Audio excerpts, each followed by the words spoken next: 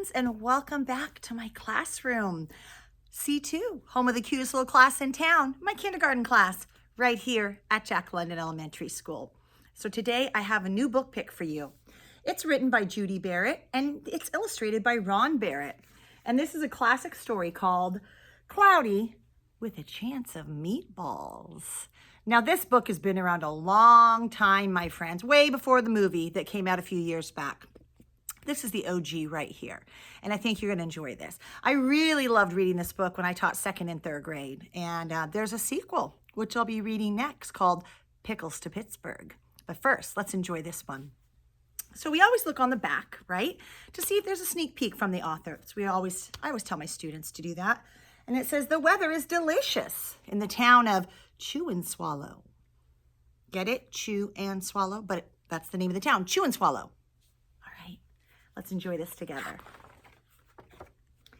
Cloudy with a chance of meatballs.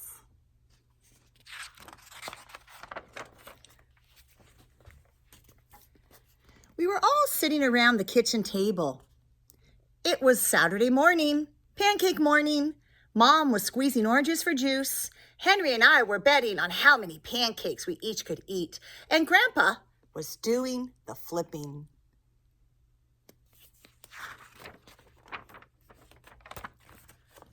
Seconds later, something flew through the air and headed toward the kitchen ceiling, and it landed right on Henry. After we realized that the flying object was only a pancake, we all laughed, even Grandpa.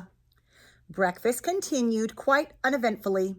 All the other pancakes landed in the pan, and all of them were eaten, even the one that landed on Henry. Yeah, why waste, right? That night, touched off by the pancake incident at breakfast, Grandpa told us the best tall-tale bedtime story he'd ever told. Across an ocean, over lots of huge bumpy mountains, across 3 hot deserts and 1 smaller ocean, there lay the tiny town of Chew and Swallow. Cool. In most ways, it was very much like any other tiny town. It had a main street lined with stores, houses with trees and gardens around them, a schoolhouse, about 300 people, and some assorted cats and dogs. But there were no food stores in the town of Chew and Swallow. They didn't need any. The sky supplied all the food they could possibly want. The only thing that was really different about Chew and Swallow was its weather. It came 3 times a day, at breakfast, lunch, and dinner. Everything that everyone ate came from the sky. Wow, imagine that. Whatever the weather served, that was what they ate. But it never rained rain, it never snowed snow, and it never blew just wind. It rained things like soup and juice. It snowed mashed potatoes and green peas. And sometimes the wind blew in storms of hamburgers.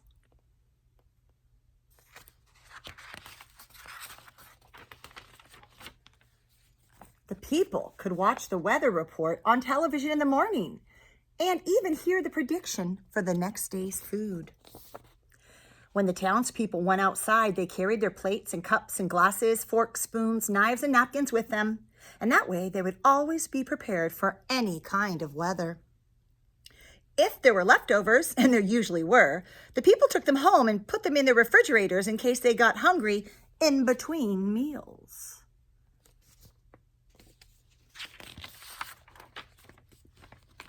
The menu varied. By the time they woke up in the morning, breakfast was coming down. After a brief shower of orange juice, low clouds of sunny-side-up eggs moved in, followed by pieces of toast. Butter and jelly sprinkled down for the toast, and most of the time, it rained milk afterwards. For lunch one day, frankfurters, already in their rolls, blew in from the northwest at 5 miles an hour. There were mustard clouds nearby, and then the wind shifted to the east and brought in baked beans. A drizzle of soda finished off the meal. Wow. Look at that. Hot dogs, right? Which they call frankfurters. Oh, look at fried eggs and toast. Wow, just falling from the sky. Imagine that. Dinner one night consisted of lamb chops, becoming heavy at times with occasional ketchup. Periods of peas and baked potatoes were followed by gradual clearing, with the wonderful Jell-O setting in the west. The sanitation department of Chew and Swallow had a rather unusual job for a sanitation department. It had to remove all the food that fell on the houses and sidewalks and lawns. The workers cleared things up after every meal and fed the dogs and the cats. And then they emptied some of it into the surrounding oceans for the fish and turtles and whales to eat. The rest of the food was put back into the earth so that the soil would be richer for the people's flower gardens. They're not wasting. That sounds good. Life for the people and the townspeople was delicious until the weather took a turn for the worse. Oh, look at the newspaper heading. Spaghetti ties up town. Oh, it's just coming down from everywhere. Too much of it. Uh-oh. One day there was nothing but gorgonzola cheese all day long. That's up here. And then the next day there was only broccoli, all overcooked. Yeah, they don't look like they're liking that. Down here, the next day there were Brussels sprouts and peanut butter with mayonnaise. And another day there was a pea soup fog. No one could see where they were going, and they could barely find the rest of the meal that got stuck in the fog. Uh-oh. The food was getting larger and larger, and so were the portions. The people were getting frightened. Violent storms blew up frequently. Awful things were happening. One Tuesday, there was a hurricane of bread and rolls all day long and into the night. There were soft rolls and hard rolls, some with seeds and some without. There was white bread and rye and whole wheat toast. Most of it was larger than they'd ever seen bread and rolls before. It was a terrible day. Everyone had to stay indoors. Roofs were damaged, and the sanitation department was beside itself. The mess took the workers 4 days to clean up, and the sea was full of floating rolls. To help out, the people piled up as much bread as they could in their backyards. The birds picked at it a bit, but it just stayed there, and it got staler and staler. There was a storm of pancakes one morning and a downpour of maple syrup that nearly flooded the town. A huge pancake covered the school. No one could get it off because of its weight, so they had to close the school because a giant pancake has fallen on top of it. What are the odds of that? Lunch one day brought 15-inch drifts of cream cheese and jelly sandwiches. Everyone ate themselves sick. And the day ended with a stomach ache. There was an awful salt and pepper wind accompanied by an even worse tomato tornado. People were sneezing themselves silly and running to avoid the tomatoes. The town was a mess. There were seeds and pulp everywhere. Wow, a tomato tornado. The sanitation department gave up. The job was just too big. Everyone feared for their lives. They couldn't go outside most of the time. Many houses had been badly damaged by giant meatballs, and stores were boarded up, and there was no more school for the children. Ooh, those giant donuts do look good, though. So a decision was made to abandon the town of Chew and Swallow. It was a matter of survival.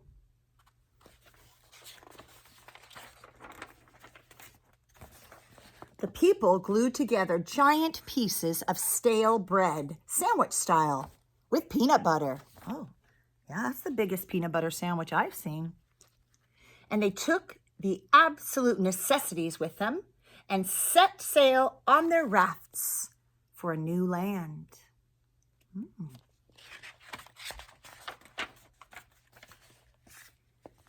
After being afloat for a week, they finally reached a small coastal town, which welcomed them. The bread had held up surprisingly well enough for them to build temporary homes for themselves out of it. The children began school again, and the adults all tried to find places for themselves in the new land. The biggest change they had to make was getting used to buying food at a supermarket. They found it odd that food was kept on shelves and packaged in boxes and cans and bottles. Meat that had to be cooked was now kept in refrigerators. Nothing came down from the sky except rain and snow. The clouds above their heads were not made of fried eggs. No one ever got hit by a hamburger again. And nobody dared to go back to Chew and Swallow to find out what had happened to it. They were too afraid. Henry and I were awake until the very end of Grandpa's story, and I remember his goodnight kiss.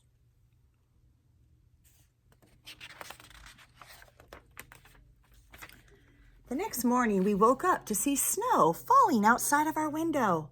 We ran downstairs for breakfast and ate it a little faster than usual so that we could go sledding with Grandpa. It's funny, but even as we were sliding down the hill, we thought we saw a giant pat of butter at the top of the hill. And we could almost smell mashed potatoes.